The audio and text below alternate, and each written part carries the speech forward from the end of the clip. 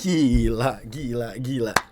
Abis gua kelar bikin K-Browsing sebelumnya, tiba-tiba langsung banyak banget pengumuman roster termasuk RSG Filipin gitu loh. Nggak tahu kebetulan apa gimana ya, tapi persis banget abis gua upload video, ada pengumuman Bigetron Alpha, ada pengumuman Geek Farm MDL ya kan. Terus tiba-tiba hari ini baru saja kita dikejutkan dengan pengumuman dari RRQ Hoshi. Tapi untuk browsing kali ini, kayaknya gua bakal lumayan banyak mendapatkan hasil browsing, salah satunya dari Filipina, Indonesia, dan juga dari North Amerika. Kalau begitu tanpa berlama-lama lagi langsung aja kita masuk ke dalam pembahasan satu persatu dari hasil browsing kita di K-Browsing. Tapi sebelumnya buat teman-teman yang masih belum subscribe, silahkan subscribe di bawah ya kan. Dan jangan lupa bunyiin loncengnya biar kalian gak ketinggalan sama video-video gua atau live streaming gua. Dan let's go, langsung aja kita masuk ke dalam browsernya. Oke, sebelumnya gua mau pasang headset dulu ya kan, biar nanti pas bagian video-videonya kita juga udah mendengarkan suara-suara yang ada di videonya. Karena kalian udah bisa lihat banyak banget tab yang gua buka, dan satu demi satu juga bakal gua tutup karena pembahasannya sudah selesai berarti ya. Kita bakal mulai dari MPL Filipina season yang ke-10, akhirnya mengumumkan RSG Philippines. Dan kemarin kebetulan emang ada pertanyaan sempat muncul di kolom komentar kayak, "Bang, RSG mana?" gitu loh. Kok belum ada, kok nggak ada gitu loh. Nah ini baru diumumkan gitu loh 22 jam yang lalu, dan emang menjadi pengumuman terakhir karena RSG Philippines merupakan juara dari MPL Philippines season yang ke-9. So otomatis pengumumannya paling terakhir. Kalau di MPL Philippines itu urutannya tuh sesuai sama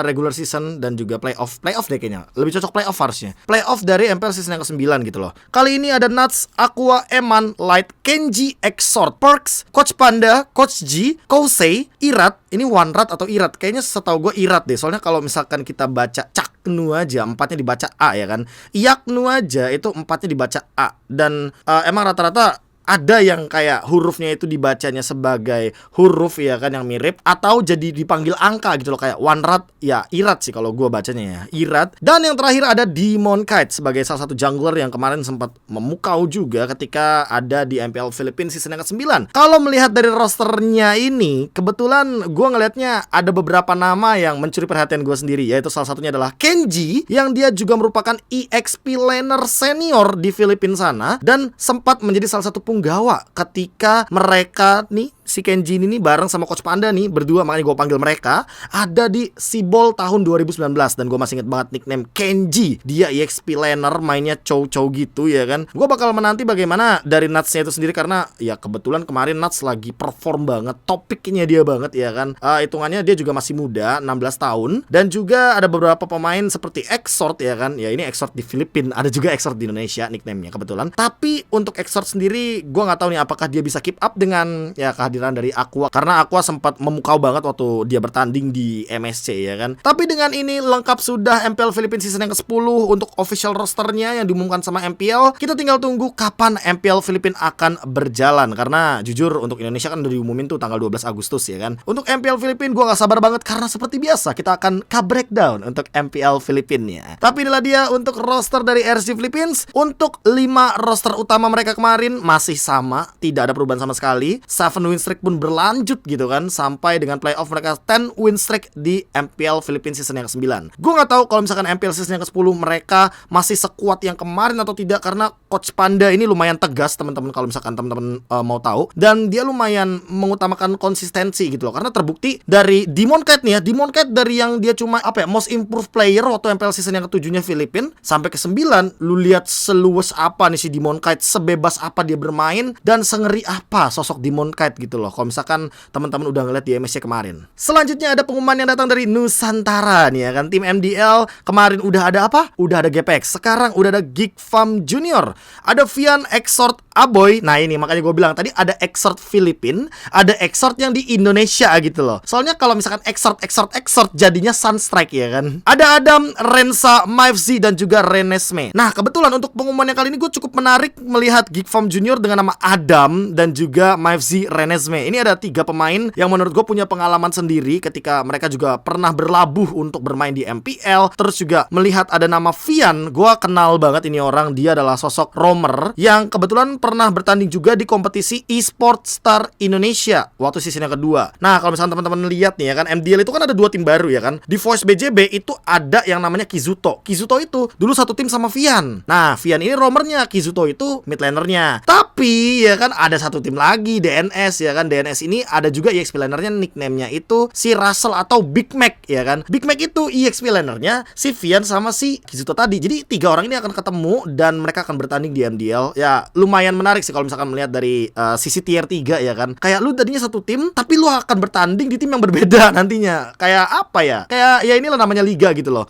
Yang namanya liga tuh lu nggak bakal bisa kayak bang gua kenalan nih bang ya kan. Ini jago nih bang ya kan dan segala macamnya gitu dengan track recordnya segala macam. Tapi nggak bisa coy. Kalau misalkan lu emang nggak cocok sama sebuah tim, ya lu nggak bakal masuk ke dalam tim tersebut gitu loh. Dan makanya ada trial dan segala macam, bahkan disebut dengan trial and error. Dicari gitu loh, mana yang berhasil, mana yang error, dan nanti diantisipasi nih biar nggak error ketika udah bertanding. Dan inilah dia Geek Farm Junior di season yang ke-6 MDL nanti. Selanjutnya ada Rebellion Zion yang akan kita lihat nih ya kan, siapa-siapa saja pemainnya. Kalau gitu langsung aja kita start.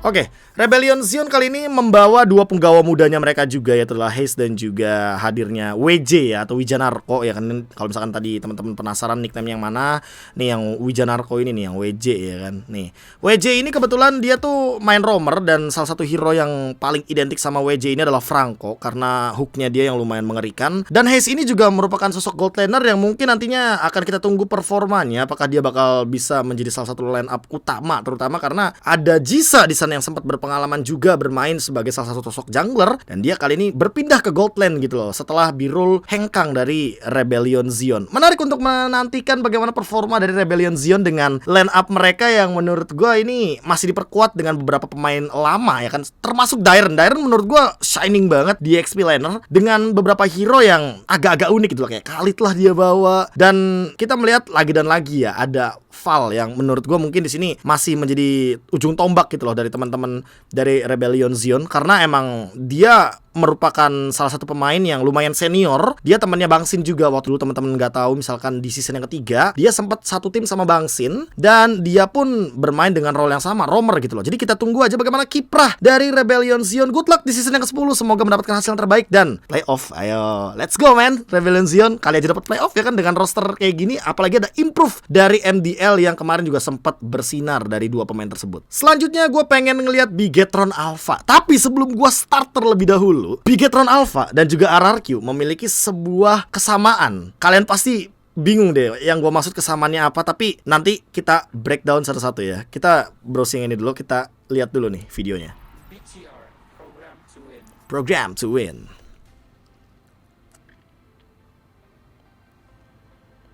Henki masih, Mat masih. Oke. Max masih. Beberapa pemain lama, Sorizo, EXP laner. Oke. Ripo juga EXP laner. Moreno ya. Menarik nih. Falah. Oke.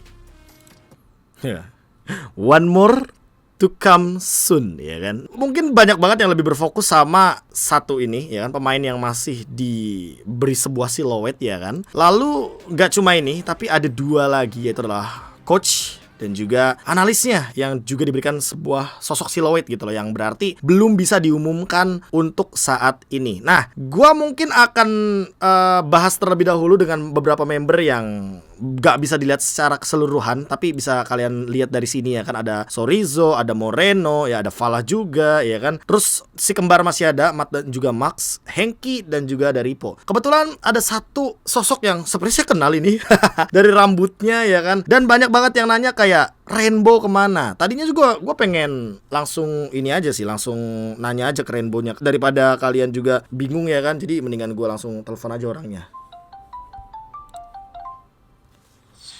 Oi, Pan. Oh iya. Lu kok nggak diumumin di roster, Van? Apa gua rehat, Cok? Hah, rehat? Ya. Oh, tapi Gua nunggu Ken season depan. oh, ya udah. Gua kaget makanya, Cok. Gua ngeliat roster nggak ada lu, makanya gua nanya sama lu langsung. Thank you, Bo. Santai ya. Yoi. Ya begitulah. Thank you, Bo. Lanjut gua. Oke, tapi ya inilah dia untuk line up-nya ya kan. Dan ya kalau misalkan teman-teman sadar ada satu siluet, dan berarti masih akan ada pengumuman tambahan. Dan nih ya, ini kesamaan yang pengen gua kasih tahu gitu loh. Kita cek RRQ ya.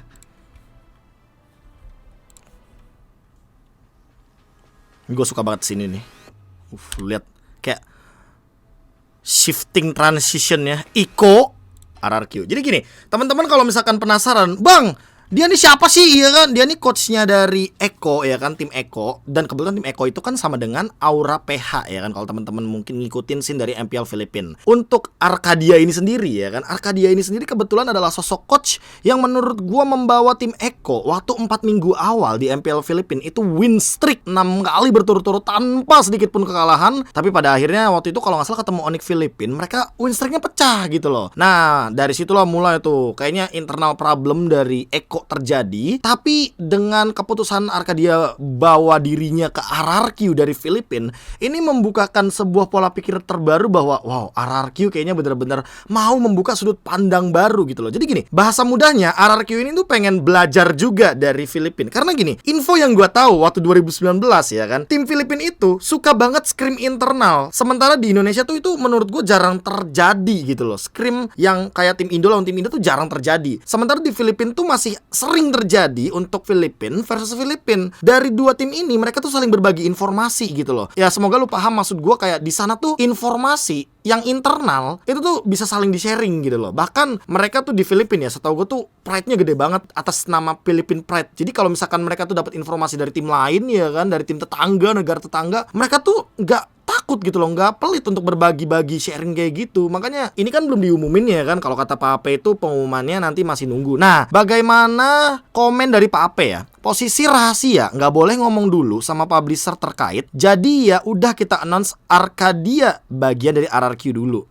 Yang menarik adalah di sini Acil dan Petra nggak akan kemana-mana. Berarti mereka masih ada di urutan head coach dan juga coach. Bisa jadi ini adalah co-coach. Co-coach itu apa? Kayak ya asisten coach dan segala macamnya, atau analis, atau orang di balik layar yang nantinya akan memberikan sepatah dua patah kata untuk yang namanya sebuah analisa game dan segala macamnya gitu loh. Karena kalau misalkan kita ngeliat line up dari RRQ Hoshi, ini semuanya udah ada kan. Ada Petra, ada Acil, entah apapun itu informasi yang pengen dia berikan kepada teman-teman dari RRQ Hoshi, otomatis kan nanti bakal melalui ya head coachnya Acil juga. Jadi ada 3 kepala menurut gue yang gue lihat dari RRQ Hoshi ini yang nanti akan berdiskusi, entah itu dari segi strategi, gameplay yang akan dibawakan, atau segala macamnya yang ada di dalam in-game, dan juga nge-breakdown apa kelemahan dari lawannya gitu loh. Jadi dengan Arcadia hadir dan line up RRQ Hoshi yang udah dihadirkan ya kan, gue ngelihat komen ini relate banget dengan apa yang pengen dimunculin sama Bigetron Alpha juga. Dan menurut gua ya, ini opini liar gua gitu loh. Opini liar gua adalah mereka ini emang masih belum bisa diumumkan secara keseluruhan ya kan, secara belak-belakan ini siapa ya kan. Tapi yang pasti ini kayaknya dari Filipina, terus ini juga dari Filipina, ini juga dari Filipina. Kenapa bisa begitu? Jadi gini, Arcadia ini kan udah diumumin ya kan, tapi posisinya dia yang belum diumumin. Sementara di Bigetron Alpha posisinya udah diumumin, tapi untuk orangnya belum diumumin. Berarti ada kemungkinan bahwa kalau ngomongin soal nunggu publisher, ini kemungkinan terbesarnya adalah karena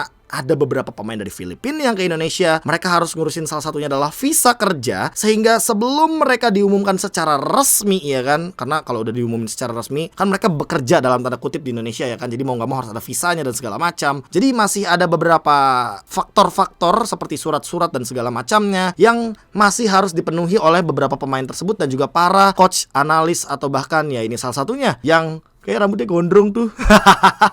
Ya jadi gue berharap semoga syarat-syarat tersebut dipenuhi ya kan, sehingga nanti bisa langsung diumumkan dari segi pemain, coach, analis, dan segala macamnya. Termasuk juga RRQ Hoshi dengan kehadiran dari Arcadia, yang emang kebetulan menurut gue ini akan menambah power lagi dari segi belakang layar, dari segi strategi, statistik, dan segala macamnya, yang membuat RRQ Hoshi makin lebih kuat lagi. Dan mereka kayaknya lumayan niat ya kan dengan mempertahankan para pemain yang emang jujur, ini nih konsepnya RRQ gue suka suka banget. Mereka mempertahankan yang tidak rusak sama sekali ketika ada di Indonesianya. Lu lihat deh RRQ Hoshi season 9 mereka fluent banget, mereka lancar banget untuk memenangkan MPL season ke-9. Jadi ya mereka berpikir kayak ya nggak ada yang rusak, nggak ada yang error. Ya kita maju dengan mesin yang sama, kita maju dengan spare part yang sama gitu loh. Dan inilah dia tambahan power barunya lah bahasanya dari Arcadia gitu loh. Dan menurut gua kalau misalkan ditanya, "Bang, gimana tanggapan lu nih? Coach Filipin ke atau analis Filipin ke atau apa sejenisnya?" Yalah bro, kita udah di season 10. Dari season 3 aja kita tuh udah kedatangan Gemic gitu loh di EVOS Legends. Waktu itu masih EVOS Esports kebetulan sebagai coach gitu loh. Terus ada lagi Sasa, terus siapa lagi, Whisking. Banyak cuy yang datang ke Indonesia. Makanya gue bilang kalau dari segi entertainment ini menarik. Kenapa? Karena emang ya MPL Indonesia seolah menjadi dalam tanda kutip ladang dan dipandang sebagai liga yang memang kompetitifnya tuh setinggi itu untuk segi entertainment ya gue bilang ya. Karena apa? Karena ya bisa jadi nanti MPL Indonesia bakal dipandang kayak Liga Inggris gitu loh. Lu lihat deh waktu di Liga Champion, Liga Inggris itu dipandang kayak wah fansnya paling banyak, tapi yang menang dari mana? Dari Liga Spanyol gitu loh ya. Mungkin nanti ke depannya mimpi pemain Filipina adalah gue pengen main di MPL Indonesia kayak gitu, nggak ada yang tahu gitu loh. Tapi itulah dia untuk pengumuman kita dari RRQ Hoshi. Welcome untuk Arcadia, semoga betah di Indonesia dan semoga suka sama nasi goreng ya. Dan yang terakhir nih, ini yang lumayan penting menurut gua, NECT. Banyak banget yang nanya, "Bang, NECT kapan finalnya?" Jadi gue pengen kasih tahu NECT itu nanti finalnya ada di tanggal 7 Agustus 2022. Nah, nih tanggal 7 Agustus hari Senin, jamnya jam sana, jam North America ya kan. Ini bracketnya udah ada di Wikipedia, tapi yang gua penasaran, banyak banget yang bilang kalau seandainya NECT ini nggak ada kaitannya sama sekali dengan M4, tapi